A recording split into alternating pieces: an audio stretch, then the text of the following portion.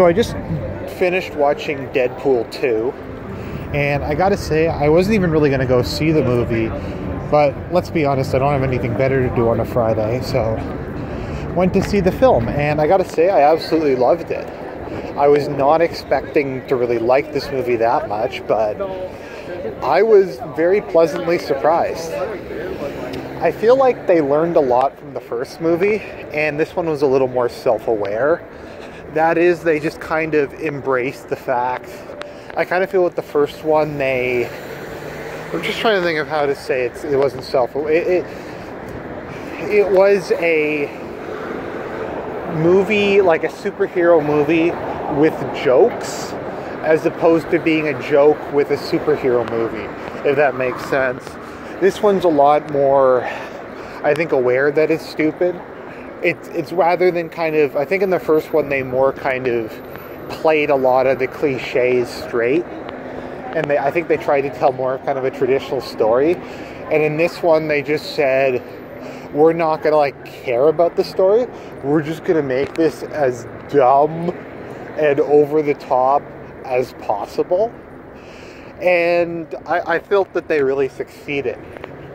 And like the central plot of it is, he's basically, Cable comes back in time to try to kill some fat New Zealand, half Maori, whatever the hell he is, kid, because he's going to kill Cable's family in the future and kill like a whole bunch of other people in the future. So he comes back in time, and Deadpool's whole thing is he's trying to redeem himself by saving the kid and preventing him from becoming a killer. So he prevents him from becoming a killer, then Cable's family won't get killed. So if Cable's family doesn't get killed, it's time travel. It's confusing it's very confusing. That's City Hall there. That's old City Hall. Let me go take a look at it while I'm rambling. But yeah, so it's really stupid. The kid's completely unlikable. He's just obnoxious in every way. But I think it's like, it's aware of how bad it is. Like, it's aware of how much of a cliche it is. And they just go a lot further with, I guess you could say, I don't know if it's undermining expectations or whatever. Like, there's a part where Deadpool forms X-Force, which is like a bunch of loser mutants, and Peter, who's just some random dude. And there's like a scene, sorry, spoiler alert. Okay. So if you're okay with spoilers. And there's like a scene where they all jump out of the plane to go and like try to save the kid. And with the exception of Domino and Deadpool, they all get killed. They all, like, one guy gets thrown into a wood chipper, one guy gets electrocuted.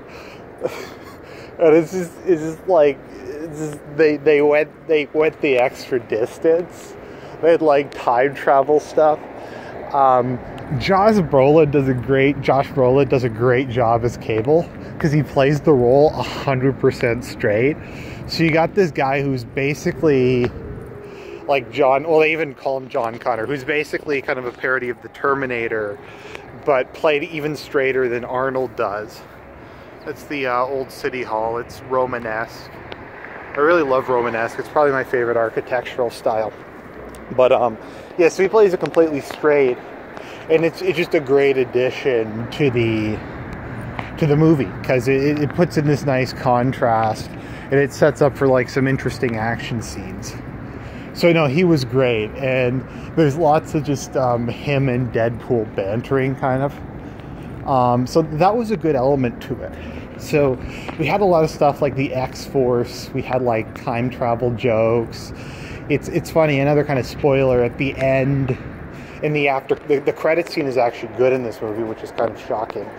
So during the credit scene in this movie, Deadpool fixes Cable's machine, time travel machine, and he goes back in time, and he like saves his GF who died. He goes and it's a beautiful building. I really love it. It's one of my favorite buildings here. Just love the nice round. It's just very, I don't know, comforting, just the lack of sharp edges. But yeah, so he saves his GF. He goes and he kills Deadpool from the X-Men Origins Wolverine movie. Like the part at the end where he shows up and he's facing down Wolverine and X-Men Origins Wolverine. He shows up and shoots him. He's like, don't mind me, just altering the timeline. And then he goes and kills himself. He goes and kills Ryan Reynolds before he accepts the part of Green Lantern, which I loved because that movie was so bad. And I like that, just going over the top, like just realizing, okay, this is a Deadpool movie. This is supposed to be completely retarded. This is supposed to let's just do insane stuff. And it really worked. And those are just kind of a bit of it. So I'd say I really liked the movie. They also played up the whole thing that the only X-Men they could get in it were the lame ones. Only those who were lame enough to show up could reply. The rest of them had better things to do. So I'd say Deadpool 2 way better than Deadpool 1. If you like superhero movies or want a good laugh or something, it's a really fun movie. I like it a lot. It gets the official thumbs up from me, and I'll talk to you guys later.